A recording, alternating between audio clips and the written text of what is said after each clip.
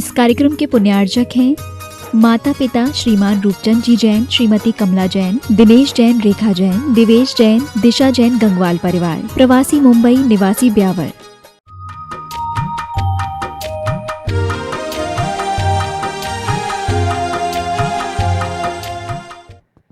मंगल करण वीतराग विज्ञान, नमो ताई जाते भई अरहंतादिमान। जो विद्याधि सागर सुधी, जो विद्याधि सागर सुधी गुरु हैं हितेशी। शुद्धात्म में निरत नित्य हितोपदेशी। वे पाप ग्रीष्म ऋतु में जल हैं सयाने, पूजूं उन्हें सतत केवल ज्ञान पाने। वंदू उन्हें सतत केवल ज्ञान पाने। बोलिए एलोरा के मूल नायक चिंतामणि पार्श्वनाथ भगवान की जय जय। परम उपकारी संत शिरोमणि आचार्य गुरुवर विद्यासागर जी महामुनिराज की जय। पूज्य मुनि श्री 108 दुर्लभ सागर जी महाराज की, पूज्य मुनि श्री 108 संतान सागर जी महामुनिराज की, समस्त आचार्य संघ की। ये नात्मात्म बुद्धितात्मेव परत्वेने विचापरम अक्षयानंत बोधाय तस्मै सिद्धात्मने नमः। आचार्य पूज्यपाद स्वामी के चरणों में अपन नमन करते हुए कि शब्द कोश में असंख्यात शब्द हैं, पर मौन रहना सबसे बेहतर है। शब्द कोश में असंख्यात शब्द हैं, पर मौन रहना सबसे बेहतर है। दुनिया में हजारों रंग है, लेकिन श्वेत रंग सबसे बेहतर है। खाने के लिए दुनिया भर की चीजें हैं, खाने के लिए दुनिया भर की चीजें हैं, पर उपवास रखना सबसे बेहतर है। और देखने को बहुत कुछ है, देखने को बहुत कुछ होते हुए भी भीतर देखना सबसे अच्छा है, सबसे बेहतर है। बस अपने भीतर देखना सबसे बेहतर है। वही भीतरी दृष्टि विगत चातुर्मास की स्थापना से ही अध्यात्म से ओतप्रोत आचार्य पूज्यपाद स्वामी की यह जो कालजयी रचना समाधि तंत्र, उस समाधि तंत्र की एक एक कारिकाओं के माध्यम से हम सब प्राप्त कर रहे हैं कि वह भीतरी दृष्टि हमको कैसे प्राप्त हो। अंतरात्मा, बहिरात्मा और परमात्मा, बहिरात्मा से हटकर अंतरात्मा कैसे बने और परमात्मा फिर वहाँ तक कैसे पहुँचे, यह मार्ग प्रतिदिन आचार्य पूज्यपाद के चरणों में बैठकर अपन सब सीख रहे हैं। आपको बता दूं कि अब जो दो कारिकाएं 44 कारिकाएं हो गई, 45वीं और 46वीं, ये दो कारिकाएं आचार्य भगवान की बहुत प्रिय कारिकाएं हैं और प्रतिदिन आचार्य श्री जी इन दोनों कारिकाओं को गुनगुनाते रहते हैं। बहुत अच्छी दोनों कारिकाएं, क्योंकि विगत वही बात यहाँ पर भी रही कि काफ़ी लंबा गैप, अलग प्रासंगिक विषय पर प्रवचन आप लोगों को मिले। समाधि तंत्र का गैप लगभग 6-7-5-6 दिन के बाद में आज फिर से अपन इसकी कारिका लेते हैं कि किस प्रकार से हम एक साधक साधना करता है। कहते हैं ना कि गिरता वही है जो चलता है, गिरता वही है जो चलता है। अरे परीक्षा सतियों की होती है, वेश्याओं की नहीं। परीक्षा सतियों की होती है, वेश्याओं की नहीं। और उपसर्ग या संकट साधुओं पर आते हैं, डाकुओं पर नहीं। डाकुओं पर क्या उपसर्ग आएंगे, वो तो डाकू ही है वैसे ही। कसौटी पर कसौटी पर सोने को कसा जाता है, लोहे को नहीं। लोहे को क्या कसौटी पर कसेंगे, वो तो सोना है। इसलिए आज की जो कारिका है वह यही है कि अगर कोई मोक्ष मार्ग में चल रहा है और यदि गिर जाता है तो आप हंसना नहीं, अपितु उसको उठाने का प्रयास करके और उसको चलाने का अपन प्रयास करें। धीरे धीरे वह भी मोक्ष मार्ग में आगे बढ़ सकता है। अच्छे अच्छे ज्ञानी भी गिर जाते हैं, यही इस कारिका के माध्यम से बता रहे हैं। पृष्ठ क्रमांक आप लोग निकाल लीजिए 71, 45 नंबर की कारिका। जानन्नप्या मनस्तत्वम विविक्तम भावयन्नपि पूर्व विभ्रम संस्काराद भ्रांति भूयोपि गच्छति। आत्मनः आत्मा के तत्व को जानन अपि सब लगाया, जानता हुआ भी, और क्या, विविक्तम भावयन अपि, दूसरा और विशेषण दे दिया, वह इस शरीर को और आत्मा को भिन्न मान रहा है। क्या कर रहा है, शरीर और आत्मा भिन्न है यह मान रहा है। फिर भी पूर्व विभ्रम संस्कारात, पूर्व के ऐसे अनादि के विभ्रम यानी अज्ञान के जो संस्कार है उसके कारण भूय अपि भ्रांति गच्छति भ्रांति, वह भी भ्रांति में चला जाता है, वह भी नीचे पतित हो जाता है। बहुत अच्छा यहाँ पर बताया गया। दो बातें विशेष जो अभी मैंने बोला ना, कसौटी पर सोने को कसा जाता है, लोहे को नहीं। तो दो कसौटी आचार्य भगवंत ने यहाँ पे दी है। कौन कौन सी? पहली कसौटी कि वह अपनी आत्मा को जानता है, और दूसरी कसौटी वह शरीर और आत्मा को भिन्न मानता है, लेकिन फिर भी वह मोक्ष मार्ग में दो कारणों से नीचे गिर सकता है। आगम की भाषा में कहूँ तो वह है दर्शन मोहनीय कर्म मिथ्यात्व और चारित्र मोहनीय कर्म अनंता अनुबंधी। क्योंकि जो उपसम करके जाता है, एक सम्य दर्शन का नाम है उपसम। उपसम श्रेणी का मतलब ही है दबा के जाना, और आज का आदमी तो सब काम दबा के ही रखता है। वर्तमान की स्थिति तो ऐसी है, और ज्यादा नहीं है। बोलो, कहते हैं ना, अरे मत फिसलो यारो, मत फिसलो बंधुओं, बाहर की इस सफाई पर, क्योंकि वर्क चांदी का चढ़ा है गोबर की मिठाई पर। क्या बोला? मत फिसलो बंधुओं, बाहर की सफाई पर, क्योंकि वर्क चांदी का चढ़ा है। अब तो मैं गोबर को भी नहीं बोलूंगा, क्योंकि गोबर बहुत पवित्र होता है। कल ही हम गौशाला में बोल के आए कि यदि जल को शुद्ध रखना है, जमीन को शुद्ध रखना है, और जंगल को शुद्ध रखना है, और जीवों को शुद्ध रखना है, तो गोबर और मूत्र को बचा लो, उस गाय को कटने मत जाने दो। कल ये बात आपके सामने 4 जय की थी मैंने उनको, तो इसलिए गोबर तो बहुत अच्छा है। हाँ, अब गोबर से भी क्या खराब चीज है उस वर्ग के नीचे, ये आप जान सकते हैं। फिर भी आदमी उधर ही उधर भाग रहा है। क्यों भाग रहा है? क्योंकि दबा कर है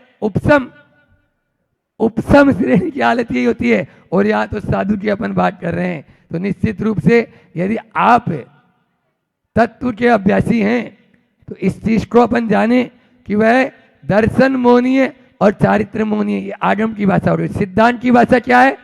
पूर्व विभ्रम संस्कारात, पूर्व का विभ्रम, पूर्व के कर्म का उदय। सुन रहे हो तरुण भैया?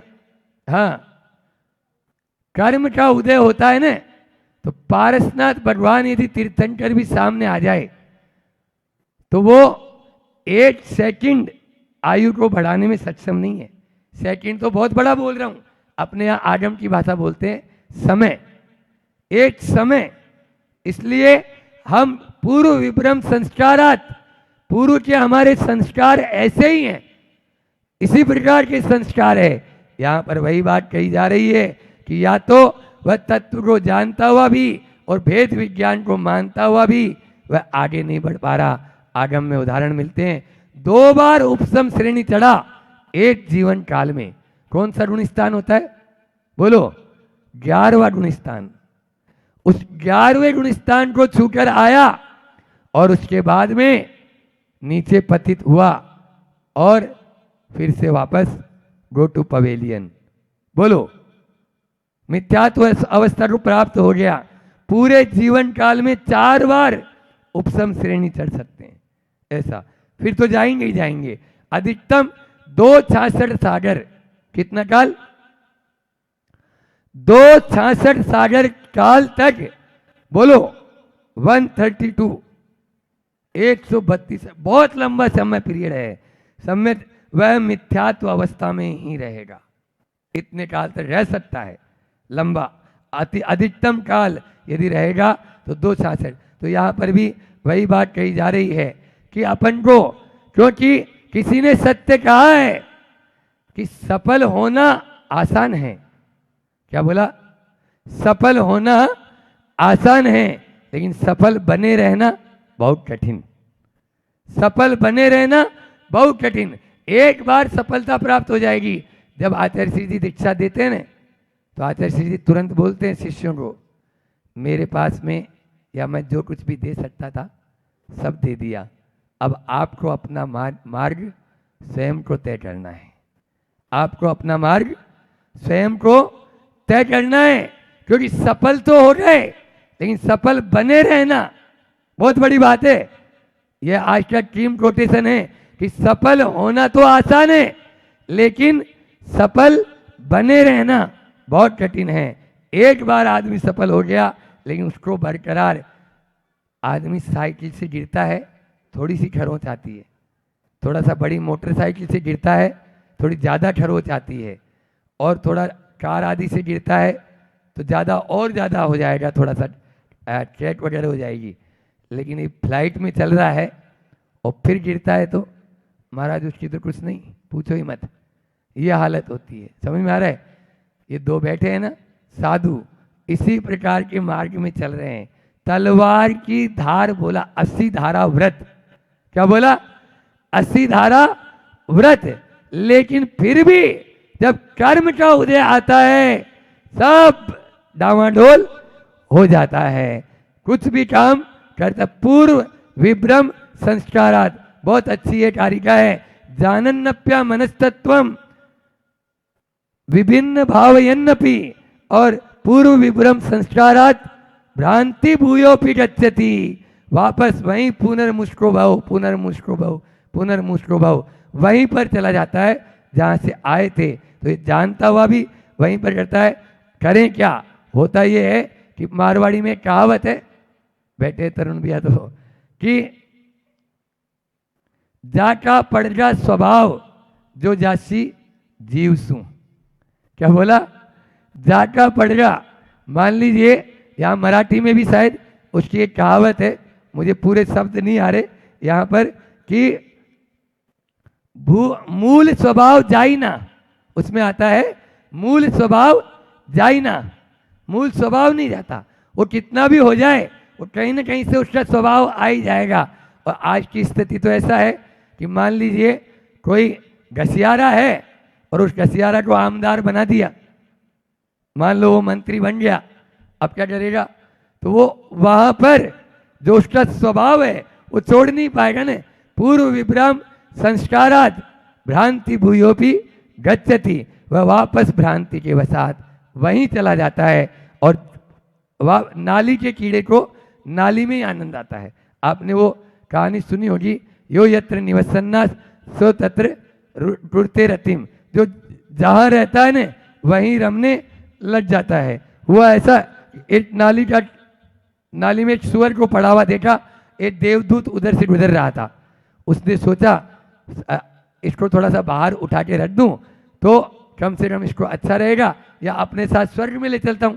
उसको जैसे ही बाहर निकाला, उसने यूं यूं अपना सिर किया और उस देवता के पूरे कपड़े खराब कर दिए। फिर भी वो चलो तरुण जी की तरह सज्जन व्यक्ति था, तो बोले भैया हमारे यहाँ चलेगा?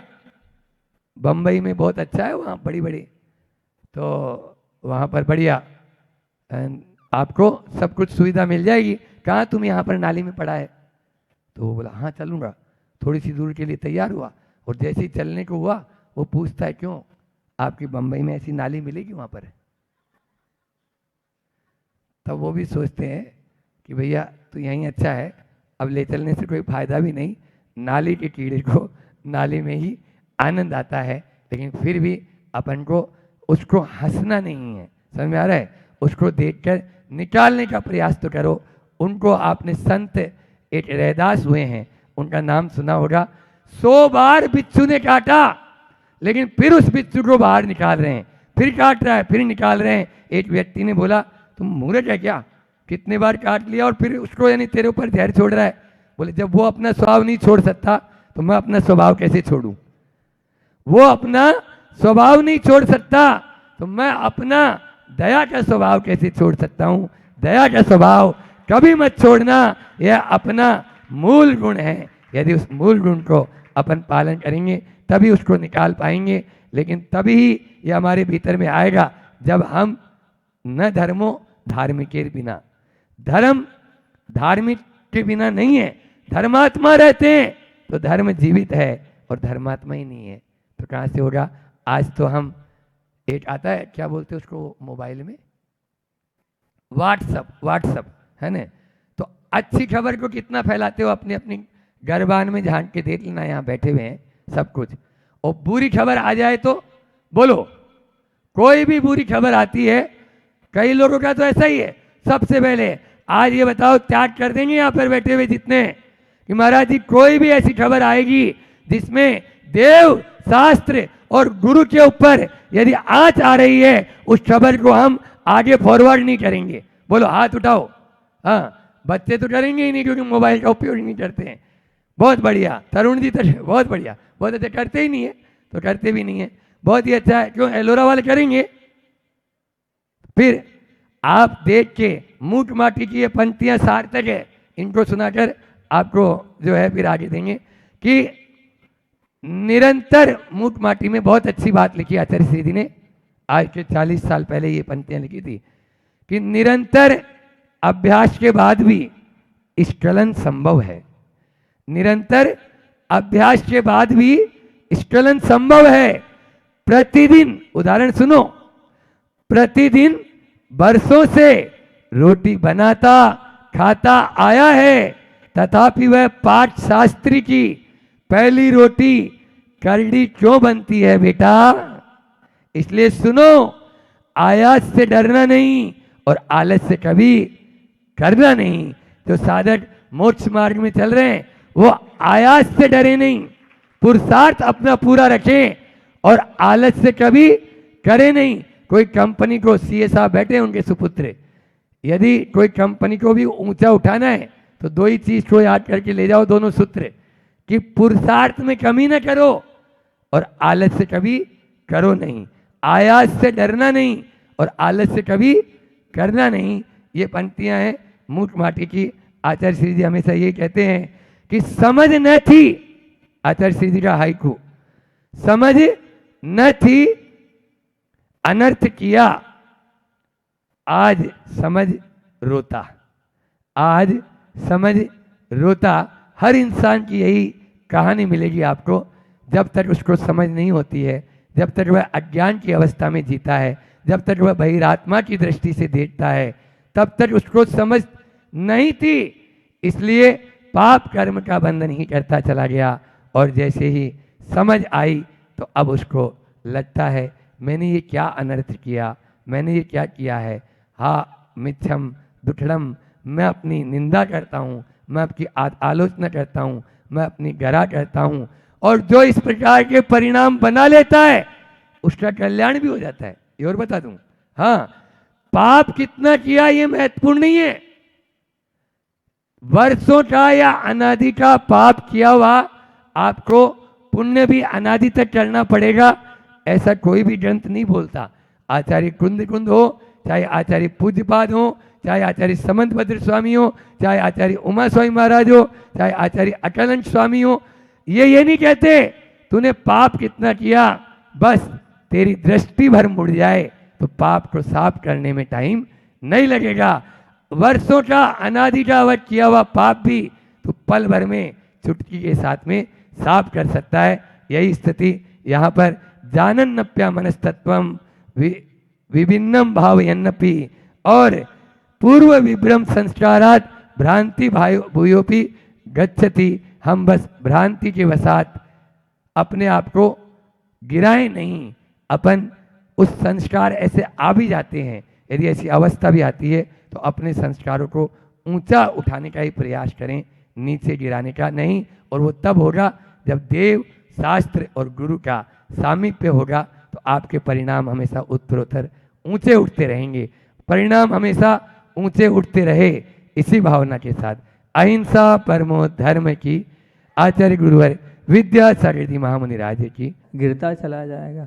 तो वो अंजुलि पानी के समान हमारा जीवन है, कम हो रहा है। ये श्वास जो चल रही है वो टप टप करके गिरती चले जा रही है, और हमारा जीवन सब बिल्कुल ये यौवन आपका छीन होता चला जाएगा। हम क्यों नहीं समझ रहे हैं, हमारे अंदर ये विवेक क्यों नहीं आ रहा है, हम अपने उस समय की कीमत क्यों नहीं समझ रहे। विचार तो करो, ये जितना भी है हमारा सेटअप, हमारी दुकानदारी, हमारा घर बार, ये कैसा है। बोले इंद्रजाल आकाश नगर सम, वो इंद्रजाल आकाश में जो इंद्रजाल होता है ना, कैसा होता है, वो आया और कब गायब हो जाएगा पता नहीं चलेगा। ये सब संपत्ति आपकी उसी प्रकार की है जिस पर आपको बहुत अभिमान है, जिस रूप पर आपको बहुत गर्व है, वो सब चला जाएगा, अस्थिर है ये। इस पर विचार करो। हम विचार करते हैं, बस एक ही लाइन में आपको इतना विचार करना है, संसार नहीं हम इतनी बात कर सकते। तो एक लाइन में 2 मिनट भी अगर आपने इतना चिंतन कर लिया, ये 12 भावना है, इनसे संवर होता है।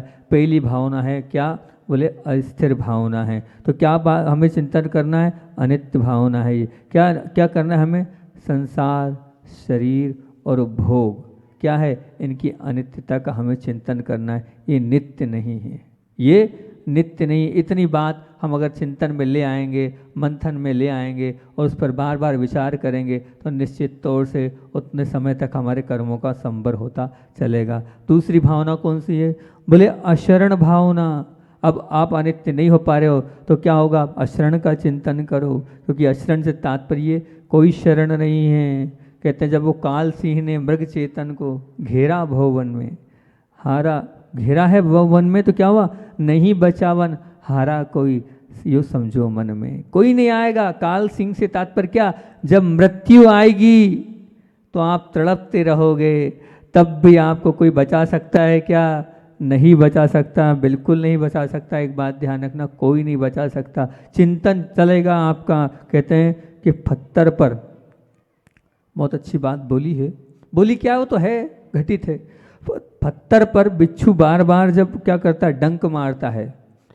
पत्थर पर बिच्छू जब बार बार डंक मारता है तो जो पत्थर होता है ना, वो पत्थर नहीं रहता है, क्या हो जाता है, बोले वो पत्थर शिलाजीत बन जाता है। एक बहुत बड़ी औषधि होती है, महान और महंगी औषधि होती है, वो शिलाजीत में परिवर्तित हो जाता है। ऐसे अगर बार बार हम चिंतन करेंगे, बार बार हम मंथन करेंगे, बार बार उन्हीं बातों को करेंगे, तब अपने आप वो हमारे परिणामों में भी निर्मलता आती चले जाएगी। हमारे परिणाम भी क्या होते चले जाएंगे, निर्मल होते चले जाएंगे। बस बार बार आपको चिंतन करना है, ये विचार करना है कि क्या कुछ भी नहीं है, कोई शरण नहीं है। क्योंकि जब मृत्यु आती है तो ना मंत्र, ना यंत्र, ना सेना, कोई काम नहीं आता है। किसी का वश चलता है, किसी का वश नहीं चल रहा है, और एक आए नगरी लूट ले जाते हैं। ये भाव उस भारा भावना के समय आना चाहिए कि लाइन आपके अंदर उतरना चाहिए कि देखो वो चक्र रत्न हलदरसा भाई, कोई भी काम नहीं आया, सब चला गया। एक तीर के लगत कृष्ण की विनस गई काया। मतलब सोचो तो सही कि कृष्ण जी जैसे नहीं बच पाए तो हम क्या बच पाएंगे। फिर क्या करना है, ये आप बोल रहे हो कौन सी शरण है, तो मात्र 3 ही शरण बताइए, देव गुरु धर्म शरण, जगत में और नहीं कोई। बस देव शास्त्र और गुरु के अलावा कहीं कोई शरण नहीं है। इसलिए क्यों भटक रहे हो, क्यों इधर उधर घूम रहे हो। अपने आप को देव शास्त्र गुरु के पास ले आओ। जितना आप देव शास्त्र गुरु के नज़दीक आओगे, जितने पास आओगे, जितने उनसे करीबी आप बनाओगे, उतना आपका कल्याण होता चला जाएगा। ये बात अशरण भावना में कहिएगी। फिर बोले संसार भावना, बोले संसार भावना क्या कहती है? वो अगर मान लिया आप अशरण पर नहीं हैं, आप नहीं मान रहे हो, तो संसार आपका क्या बढ़ता चला जाएगा। संसार में आप उलझते चले जाएंगे, संसार की उलझनों के साथ आपका वास्ता बढ़ता चला जाएगा, क्योंकि जन्म मरण और जरा रोग से सदा दुखी रहता है कि नहीं? बताओ, हम बार बार जन्म कर रहे हैं, बार बार मरण कर रहे हैं, और उसी में हम सदा दुखी हैं, फिर भी हम उसको जन्म मरण की संतति को छेदने के लिए तैयार नहीं है। और द्रव्य क्षेत्र और काल अभाव, हम परिवर्तन करते जा रहे हैं, कभी यहाँ कभी वहाँ, कभी वहाँ कभी वहाँ, लेकिन उसके बावजूद भी उस संसार को हम समझ नहीं पा रहे हैं। और छेदन भेदन नरक पशुगति बदबंधन से था, क्या नहीं सहा आपने। ये लाइन इतनी मार्मिक हैगी कि छेदन भेदन नरक पशुगति बदबंधन सहना, मतलब सब प्रकार के बंधनों को मैंने सहा है। आप कभी ऐसा विचार करना, जब मैं इस सामायिक में करता था तो ऐसा विचार करता था कि मैं त्रियंश पर्याय में हूँ, और त्रियंश पर्याय में मुझे कैसा भोजन भी नहीं मिल रहा है, मुझे पानी भी नहीं मिल रहा है, मुझे बांध के रखा गया है, मुझे मारा जा रहा है, छेदन भेदन। जब हम इन लाइनों को अपने जीवन में उतारेंगे, फिर नरक को देखना पड़ेगा कि नरक में कैसे दुख होते हैं। मैं वहाँ भी होके आया हूँ, फिर मैं अपने यहाँ समय को क्यों खराब कर रहा हूँ, क्यों अपने इस समय को बर्बाद कर रहा हूँ, कहाँ लगा हूँ, कहाँ मेरे परिणाम जा रहे हैं। मैंने उस दिन भी कहा दुष्ट भाव और दुर्भाव, इन दुष्ट और दुर्भाव से हमें जब भी बच सकते हैं जब हम 12 भावनाओं का चिंतन करेंगे, तब हम दुष्ट और दुर्भाव से बचते चले जाएंगे। तो यहाँ विचार करना हमें, भोगी पुण्यफल हो एक इंद्री क्या, क्या नहीं। वो एक इंद्री में अपने आप को मानो कि मैं एक इंद्री में था, उस पेड़ में था, उस पेड़ के साथ किस प्रकार का व्यवहार हो रहा है, ऐसा मेरे साथ भी हुआ है, मैंने भी सब कुछ किया है, उसके बावजूद भी फिर भी मैं मान नहीं रहा हूँ कैसा है। मनुष्य जन्म भी आपने ऐसा नहीं है, अनेक बार लिया है, पर फिर भी सुख कहीं नहीं है। सुख कहाँ पर है? तो बोले पंचम गति में। अब पंचम गति में सुख है, संसार में सुख नहीं है, और संसार के सुख से ऊपर उठना है तो आपको बार बार चिंतन, बार बार मंथन इन 12 भावनाओं का करना होगा, और 12 भावनाओं के साथ अपने जीवन को जीना होगा, तब हो पाएगा। एक एक लाइन, एक एक शब्द, एक एक वर्ड अपने अंदर उतारने के। पढ़ा, बहुत बार पढ़ा, पढ़ने से कुछ नहीं होने वाला है। पढ़कर उसको समझें, और पढ़कर उसको समझने के बाद अपने आप में घटित करें, तब कहीं जाकर वो 12 भावनाएं आत्मसात होगी। आचार्य श्री जी ने ये नहीं कहा पूरी 12 पढ़ना, आचार्य श्री जी ने ये कहा था भले एक पढ़ना, भले एक पढ़ना, लेकिन पूरा भाव उसका अपने में घटित करके पढ़ना। ये शब्द गुरुदेव के आज भी याद है। तो उसको करेंगे तो निश्चित तौर से वो जीवन में हमारे अंदर बदलाहट लाएगी, वैराग्य का कारण बनेगी। क्योंकि आप ध्यान रखना, लोकांतिक जो देव होते हैं ना, लोकांतिक देव कुछ नहीं करते हैं, वहाँ सिर्फ एक ही चलता है, क्या? 12 भावनाओं का चिंतन। मात्र 12 भावनाओं का चिंतन चलता है लोकांतिक देवों के, और वो चिंतन के आधार से अगला क्या है? सीधे मुक्ति, मुक्त जाना है उनको, वहाँ पर यही है सब कुछ। आचार्य जी कहते हैं ये जो अनुप्रेक्षा है स्वाध्याय भी है और ध्यान भी है। ये जो अनुप्रेक्षा है ये स्वाध्याय भी है और ध्यान भी है। अगर आप इसका अगर चिंतन कर रहे हो तो ध्यान भी हो गया और ये स्वाध्याय भी हो गया, दोनों रूप में अपने आप पे घटित होता चला जाता है। एकत्व भावना क्या कहती है? मैं अकेला हूँ। बस आपको इतना ही बोलना, मैं अकेला हूँ और कुछ नहीं है। इतना सा चिंतन कर लो आप उस अकेले पे। और मैं तो यहाँ तक बोल रहा हूँ, ज़रूरी नहीं है कि आप इन लाइनों को पढ़ो, आप तो अपने खुद का चिंतन अंदर से मंथन और अंदर चिंतन करो। भाव क्या है? एकत्व। एकत्व मतलब मैं अकेला हूँ। अब संसार और संसार के सुख दुख के विषय में विचार करो, कैसे संसार होता है, क्या संसार होता है। तब आपका मन इन 12 भावनाओं में, एकत्व से तात्पर्य तो यही, मैं अकेला हूँ और कोई मेरा साथी नहीं है, क्योंकि जन्मे मरे अकेला चेतन सुख दुख का भोगी। सुख दुख का कौन होगा? स्वयं ही भोगी होंगे, और किसी का क्या एक दिन यह देह जुदी होगी। कोई नहीं, ये देह जुदी होगी। कमला, वो पैसा कहाँ तक जाएगा? कमला मतलब रुपया, वो रुपया कहाँ तक जाए? कमला चलत ना पेड़ जाए मर घट तक परिवारा। वो आगे भी नहीं जाएगा, घर से बाहर भी नहीं निकलेगा। वो पैसा जाएगा क्या बांध कर? साथ ले जाएंगे? कोई नहीं ले जाएगा उस कमला को, उस पैसे को, उस रुपये को, उस लक्ष्मी को। ही सब छूट जाएगा पूरा का पूरा। और कहाँ? वो साथ वाले कहाँ तक जाएंगे? मरघट तक। उसके आगे वो भी नहीं जाएंगे। अपने अपने सुख को रोवे सब, जितने भी परिवार के लोग हैं, फिर चिंतन करना तो वास्तविकता आपको पता चलेगी कि मेरे पिता भी हैं, मेरा बेटा भी है, मेरी पत्नी भी है, मेरा पति भी है, अपने सुख के लिए हैं। आप ये मत समझना कि मेरे लिए हैं वो, नहीं, बिल्कुल। जिस दिन आपने उनकी अपेक्षाओं को पूरा नहीं किया, जिस दिन आपने उनकी इच्छाओं को पूरा नहीं किया, जिस दिन आप उनके अनुसार नहीं चले, बस फिर क्या होगा, वही सब जो आपको बहुत अच्छे लग रहे हैं वो बुरे लगने लग जाएंगे। चिंतन करना इस पर, क्योंकि सब अपने अपने सुख को रोए। ये आचार्यों ने वाणी ऐसे नहीं लिखिएगी, बात ऐसे नहीं, पिता पुत्र दारा, सब अपने अपने सुख के लिए ही यहाँ पर रो रहे हैं। और आए हैं जो मेले में पंथी जन मिल, ने फिरे धरता त्यो तरवर पर रेन बसेरा पक्षी। बस ये आए हैं, एक मेला है, क्या है, अभी आप मिले हो, 50-60 साल का ये मेला है, 70 साल का मेला है, फिर छूट जाएंगे, फिर दूसरे मिलेंगे। तो जैसा पक्षी आता है और पेड़ पर रुकता है, ऐसे ही आप रुके हो और चले जाओगे, और जाना ही पड़ेगा आपको। कोस कोई दो कोस कोई, फिर थक थक हारे जाए अकेला हंस। अकेला हंस, हंस मतलब क्या, आत्मा। अकेली आत्मा ही जाएगी और कोई नहीं जाने वाला है, सिर्फ आत्मा ही आपकी है, उसके अलावा कोई आपका नहीं है। चिंतन करो आप कि मेरे पास मेरा शरीर भी, जिसको मैं इतना संभाल रहा हूँ, दिन रात जिसके लिए लगा हूँ, मैं बिल्कुल अस्वस्थ हो गया तो उसको दिखा रहा हूँ, डॉक्टरों के पास जा रहा हूँ, पूरा उसको संभाल कर रहा हूँ, लेकिन क्या जाएगा ये साथ? नहीं जाएगा। क्या जाएगा? हंस जाएगा। जाए अकेला हंस संग में, कोई न पर मारे, कोई भी नहीं है आपके साथ पर से जो आपके साथ चला जाएगा। मात्र आपकी आत्मा ही आपके साथ जाने वाली है, आत्मा के अलावा और कोई भी जाने वाला नहीं है। ये बात बिल्कुल निश्चित मान के चलना।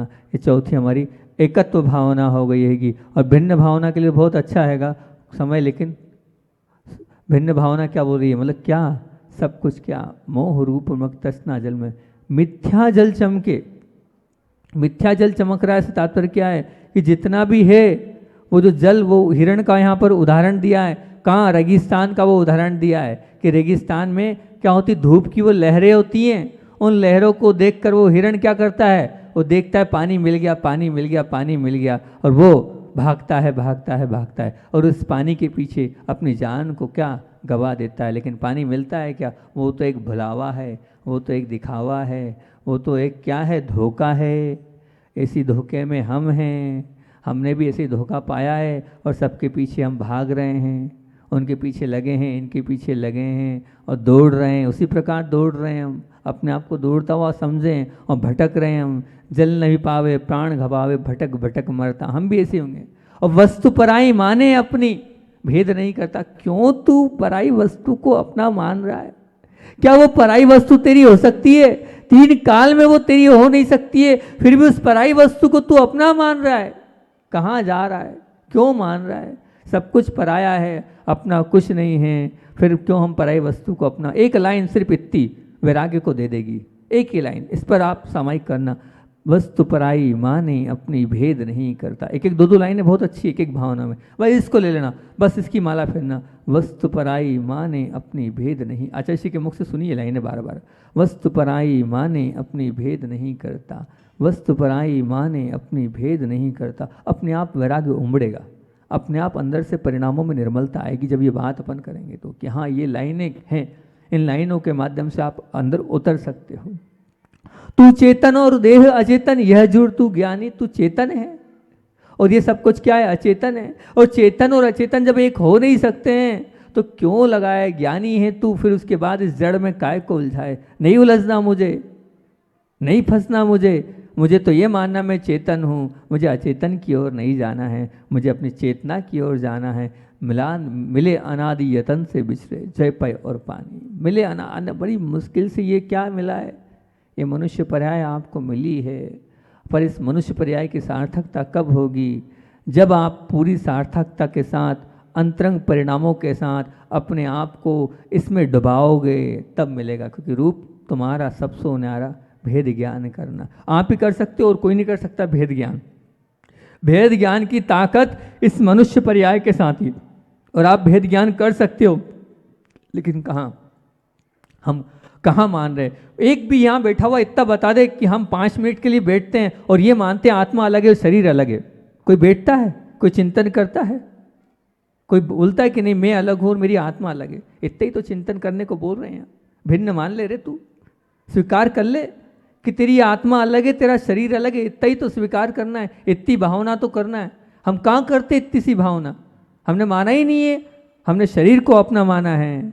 पर ये बस चिंतन इतनी सी बात करना है, रूप तुम्हारा सब सो न्यारा, भेद ज्ञान करना। तुम्हारा वो आत्मा का रूप बहुत न्यारा है, बहुत अलबेला है। उस रूप को आपको ध्याना है, उस रूप में अपने आप को उतरना है। तो निश्चित मान के चलना हम आत्मा की ओर आएंगे। जो लो पुरुष थके न तो लो उद्यम सुचरना। बस आप तो करते चलो, इस पुरुषार्थ को करते चलोगे तो वो जो उद्यम आप करते चलोगे तो आपके जीवन में सार्थकता आती चली जाएगी, आपका जीवन सार्थक होता चला जाएगा। 5 भावनाएं अपनी हो गई है और आपका समय भी हो गया है। आगे की ओर भावना सुनना है नहीं सुनना है? कल सुनना है तो आगे की भावनाओं को कल और बता देंगे, अच्छे से आपके बीच में रख देंगे। आचार्य का संस्मरण तो करना था लेकिन समय हो गया,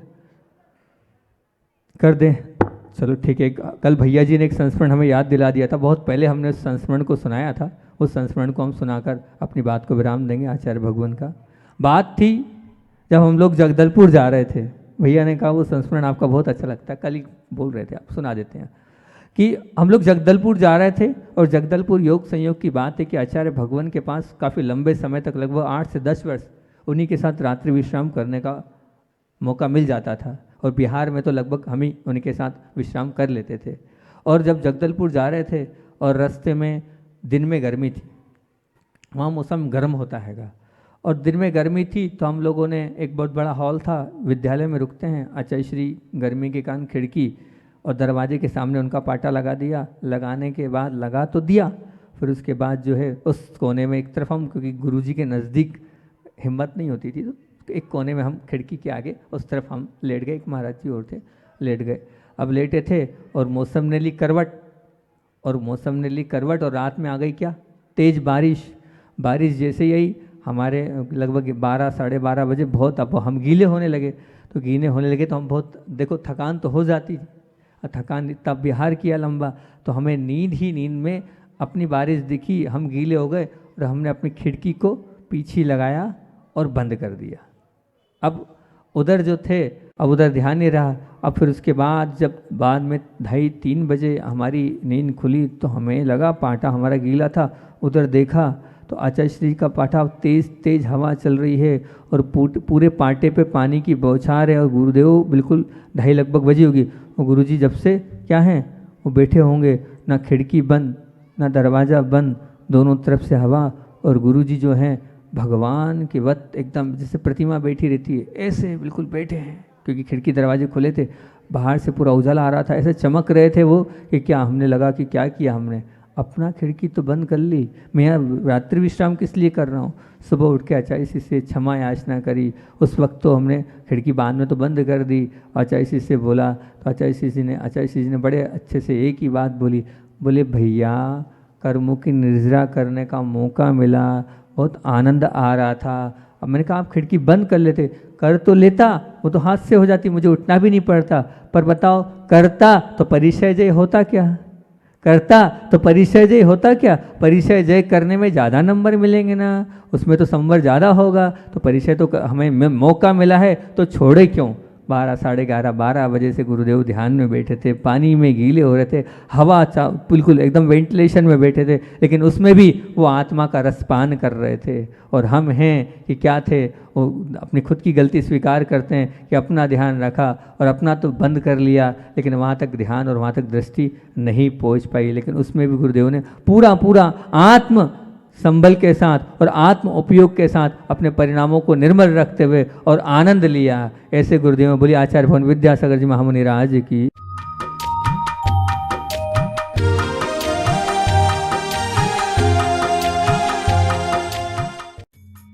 इस कार्यक्रम के पुण्यार्जक थे माता पिता श्रीमान रूपचंद जी जैन, श्रीमती कमला जैन, दिनेश जैन, रेखा जैन, दिवेश जैन, दिशा जैन, गंगवाल परिवार, प्रवासी मुंबई, निवासी ब्यावर।